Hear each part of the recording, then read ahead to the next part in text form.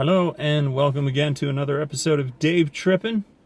This time, got an email. It was asking about, I'm coming over here, it's going to happen, but I'm nervous for the fact that I have no previous experience teaching.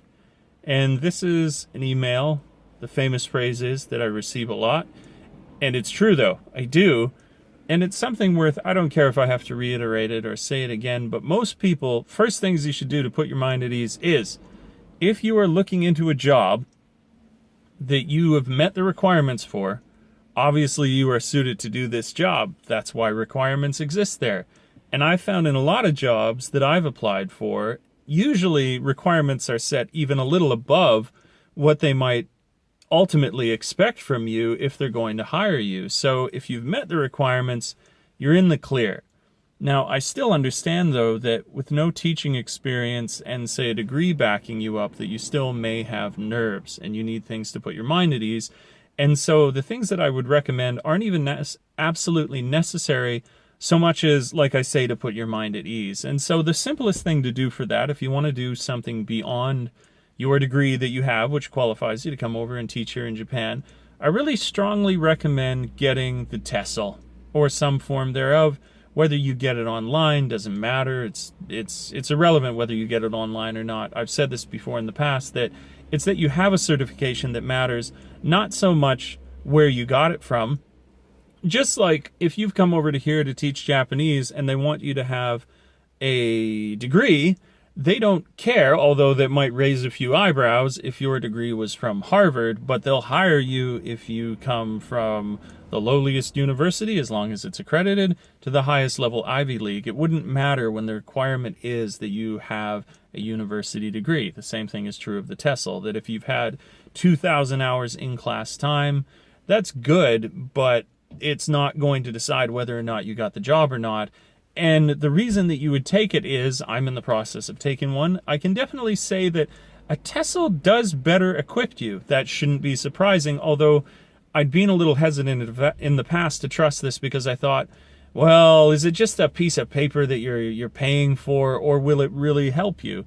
But it does. It gives you good ideas for the dynamic of the class. It gives you good refresher on the sort of grammatical structures that you would need, although the grammatical structures only matter so much when you move on to higher levels, say like junior high or high school.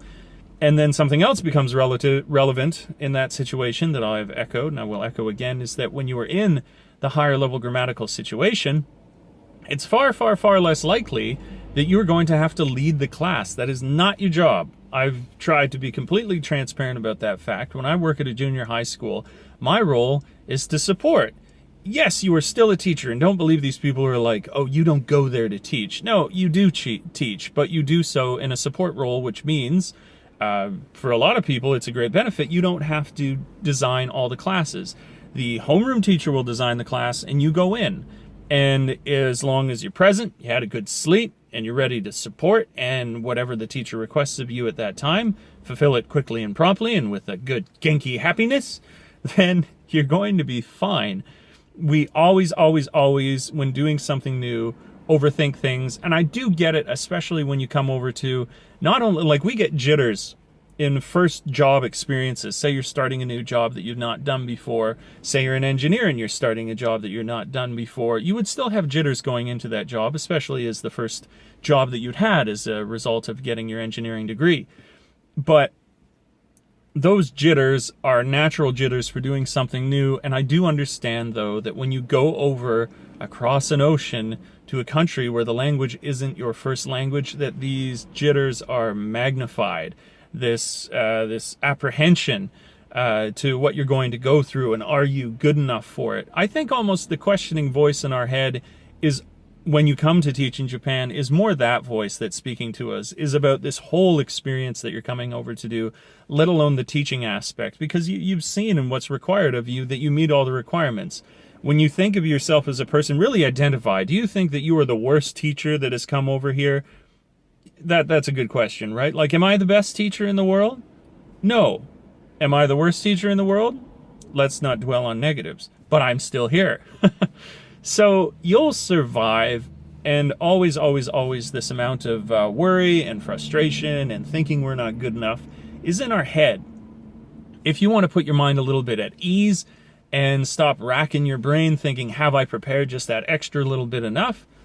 Do an online TESOL course. If you decide to stay beyond your first year, it's going to give you an additional accreditation that's going to let you ask for more moolah, give you more openings into different positions that are available to you, and generally put your mind at ease. I've been doing this for not some huge amount of time, but a little while, and doing the TESOL now has even put my mind at ease a little bit, where I'm like, yeah, I feel more confident. Like, if a teacher wanted a clarification on some like definite or indefinite article, sure, I'll give them a little bit of clarification on that. It does back you up that a little bit more to do the TESOL certification, but in no way is it absolutely necessary.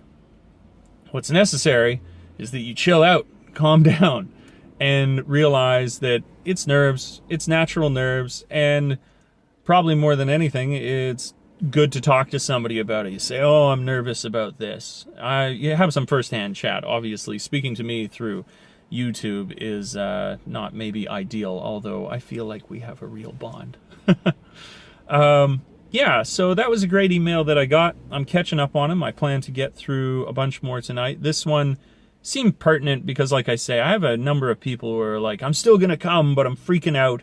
And so stop freaking out. You're going to be fine. You're a wonderful, beautiful butterfly that will evolve into something amazing once you're here. If that wasn't a cheesy enough metaphor for you, we'll find something else in a later video. Okay, if you like videos like this, hit the like button.